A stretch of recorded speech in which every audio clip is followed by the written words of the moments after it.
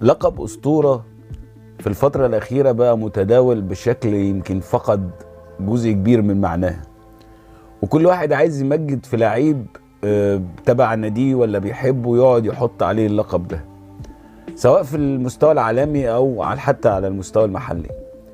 لكن نجمنا النهاردة اللي احنا بنعمل عشانه الفيديو ده، واللي ما ظنش ان في فيديو واحد ممكن يقدر يوفيه حقه، هو اللي ممكن يتقال عليه أسطورة حقيقية، الكابتن الكبير حسام حسن. حسام حسن أنا من الناس اللي اتفرجت على الكورة وهو في بداياته ومع نجوميته اللي بدأت تظهر من مرحلة الشباب لحد ما بقى نجم منتخب مصر ونجم الأهلي والزمالك وأندية كتير لعب ليها. مهاجم لو هيعملوا لستة أو قائمة فيها أفضل 10 مهاجمين في تاريخ مصر، من وجهة نظر المتواضعة لازم حسام حسن يتصدر القائمة دي بلا منازع، بعيد عن حتى أرقامه ومساهماته التهديفية وتأثيره في كل الفرق اللي لعب ليها، وخصوصا تأثيره الكبير مع النادي الأهلي. لكن حسام حسن حالة خاصة تستحق الدراسة، لعيب في كل مقومات البطل، لعيب لا ييأس، يكره الخسارة حتى لو بيلعب في تقسيم، إمكانياته بيلعب عليها ويكبرها ويزودها في كل مرحلة من حياته. اللي شاف حسام حسن هيعرف انه عمره ما كان بيشوط فاولات من بره ال 18 في بداية حياته ابدا. المنظر اللي انتوا شايفينه ده حسام حسن تقريبا اتدرب على المهارة دي بعد سن ال30. حسام حسن من افضل الناس اللي شفتها في حياتي بيلعب بدماغه وبيلعب اللعبات الاكروباتيه. ده جونه في الشهير في مرمى السعوديه في مباراه 3-2. حسام حسن بيلعب بدماغه بشكل استثنائي، يمكن انا ما شفتش حد بيلعب بالعظمه بتاعه استخدامه لمهاره الرأس الا فلافيو نجم الاهلي. حسام حسن كمان بتشوف له اجوان تعتبر خياليه من وضعيات في منتهى الصعوبه. انا فاكر في 98 جاب جون يبان للي بيتفرج عليه عادي في مرمى بوركينا فاسو، نزل للكوره تقريبا في مستوى تحت الركبه اللاعب عشان يحطها بدماغه في الخلف. نوعيه من اللعيبه اشتغل على نفسه في كل حاجه تتعلق بكره القدم لحد ما وصل لاعلى المستويات. حسام حسن مشواره طويل في الكرة المصرية مع الأهلي، وحتى فكرة انه سافر بره احترف ولعب وتألق ووصل في مرحلة من المراحل انه كان هيروح الدوري الإيطالي، ولكن الأهلي لما استدعاه وكانت ظروف الأهلي في الدوري ساعتها كان الفرقة ما كانتش في أحسن حالاتها، ساب الدنيا كلها ورجع للأهلي وجاب مع الأهلي بطولات.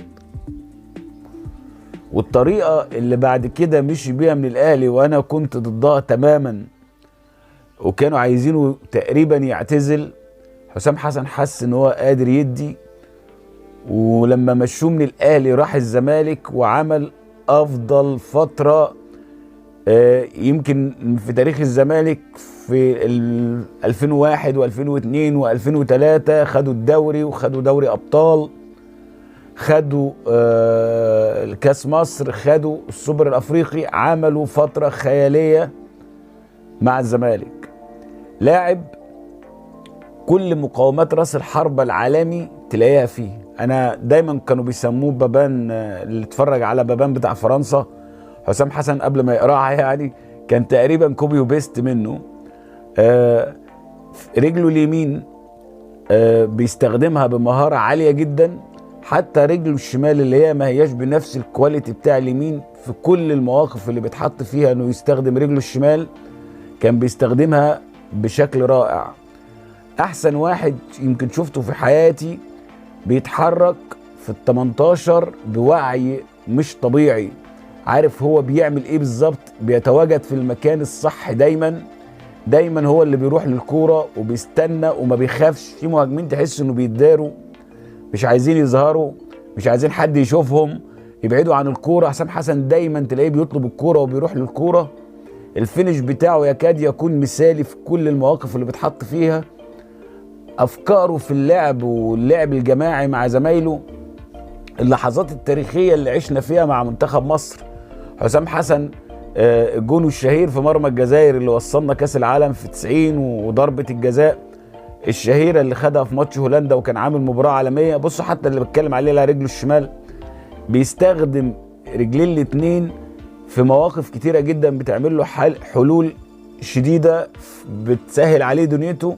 والمهاره الاخيره اللي بقول لكم عليها دي، كان بيعمل تكنيك عجيب في الفاولات. كان يقف جنب الكره بمسافه قريبه جدا، واول ما يلعبها بيلعبها كانها بيلعبها تشيب. حسام حسن المهارات بقى اللي هي بتاع الباكوردات والدبل كيك والاسترتشات اللي بيعملها لجسمه في اي لعبه كانت بتسهل عليه.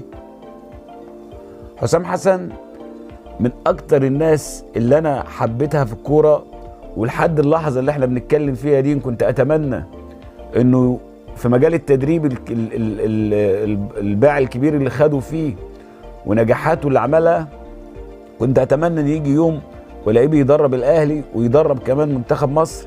يمكن يعيب حسام حسن حاجه واحده بس دايما هي من وجهه نظري خسرته كتير في مجال الكوره، انه حد ما بيعرفش يسيطر على انفعالاته. هو غضوب جدا وعصبي جدا، وعصبيته ساعات بتكلفه كتير وبتخسره حاجات كتير. يمكن حسام حسن لو كان اعصابه اهدى وردود افعاله اهدى كان خد حجم اكبر كتير من الوضع الحالي اللي هو فيه. كان زمانه مدرب منتخب مصر من فترة طويلة، كان مدرب الاهلي من فترة طويلة. لكن هو دايما فخر الكل واحد بيتفرج على الكورة. الزملكاويه بيحبوه، الاهلاويه بيحبوه. دايما بتشوف ابداع في اهدافه وجمال الاسلوب اللي بيلعب بيه، التكنيك اللي بيلعب بيه، الفرحه اللي فرحها لكل الفرق اللي لعب ليها. حسام حسن اسطوره مصريه. من ضمن الحاجات اللي دايما بحب اتكلم فيها موضوعه مع حكايه هداف الدوري. كابتن حسام حسن جايب اكتر من 170 جول، ما اعرفش 179 تقريبا. وكان في حكايه لطيفه، كل ما يجي يتقال عليه ان هو هداف التاريخي للدوري يطلعوا له اتحاد الكره يقولوا لا كابتن الشاذلي جايب اكتر منك. فيقول لهم الكابتن الشاذلي جايب كام؟ يقولوا له 140. طب انا جبت 45. لا كابتن الشاذلي جايب 150، كابتن الشاذلي جايب 160. طبعا عشان احنا ما عندناش احصائيات دقيقه للفترات القديمه في تاريخ الكوره في مصر، انا متهيالي ان الراجل ده لو في احصائيات حقيقيه هيبقى هو الهداف التاريخي للدوري المصري، مش رقم 2. لكن حالة تستدعي الانبهار. شخصية رائعة، مهاجم من الطراز الأول. كنت سعيد جدا ان انا اعمل عليه الريفيو ده، لان كابتن حسام يستحق كتير جدا. هنيجي في الجزء الثاني من الفيديو هنتكلم شوية عن ارقامه واحصائياته والفرق اللي لعب ليها.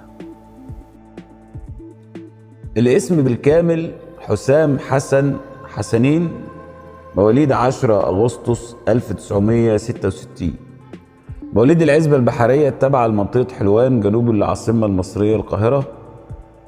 لاعب كرة متزوج ولديه 3 أبناء هم يارا وعمر وزينة. أكثر اللاعبين تسجيلا للأهداف مع المنتخب المصري برصيد 83 هدف، منهم 18 هدف بمباريات ودية، وهو بذلك من أصحاب أعلى تسجيل تهديفي دولي في القارة السمراء، والخامس عشر في تاريخ اللعبة والثاني في أفريقيا. هو الثاني أكثر لاعب من منتخب مصر والدول الأفريقية مشاركة في المباريات الودية، المباريات قصدي الدولية، برصيد 170 مباراة، وكان في وقت من الأوقات هو عميد لاعبي العالم، وذلك بعد حذف كمان عدد كبير من مبارياته من الفيفا. يتصدر قائمة تشمل 7 لاعبين سجلوا أكثر من 100 هدف في الدوري المصري، برصيد 176 هدف. وهي دي الحكاية اللي حكيتها لكم على موضوع الهداف التاريخي للدوري المصري. كابتن حسام حسن بدأ مسيرته في سنة 1984 مع النادي الأهلي، ولعب فيه حتى عام 1990. لعب 107 مباراة وسجل 41 هدف. في موسم 90-91 انتقل إلى باوك سالونيك اليوناني، لعب معاهم 21 مباراة وسجل 6 أهداف.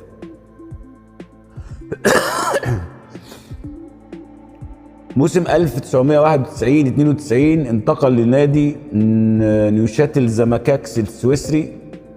نيوشاتل زاماكس السويسري ده لعب معاهم 11 مباراة وسجل 7 أهداف، منهم رباعية شهيرة في مرمى سيلتيك الاسكتلندي في كأس الاتحاد الأوروبي أو الدوري الأوروبي بتاع دلوقتي.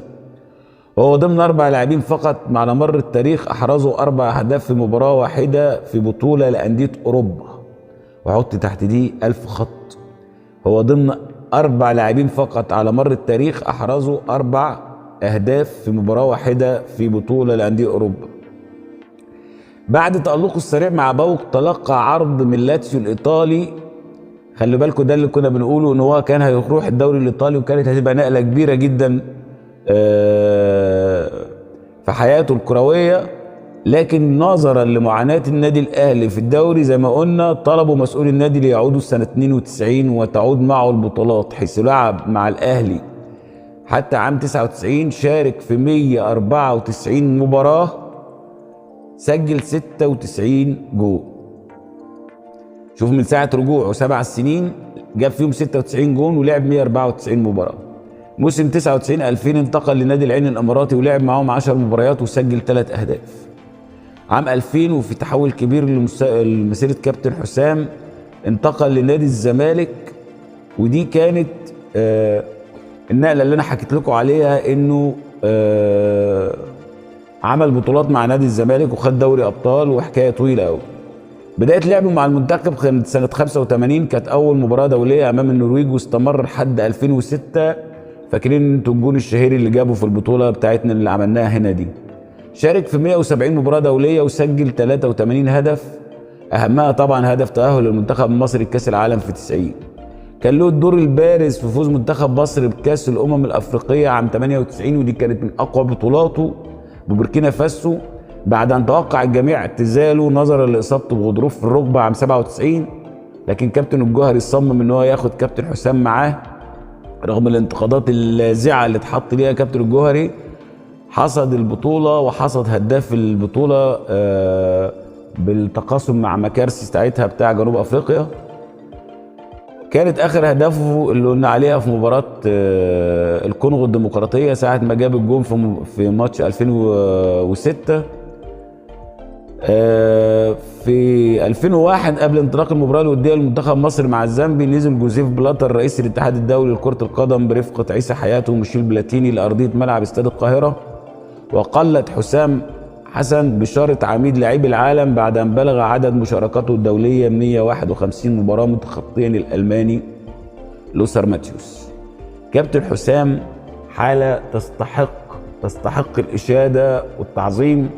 مهاجم تاريخي لمصر، مهاجم يستحق مكانة كبيرة جدا سواء في مصر أو في العرب أو العالم، وأنا سعيد جدا إن عملت الفيديو ده في حب كابتن حسام.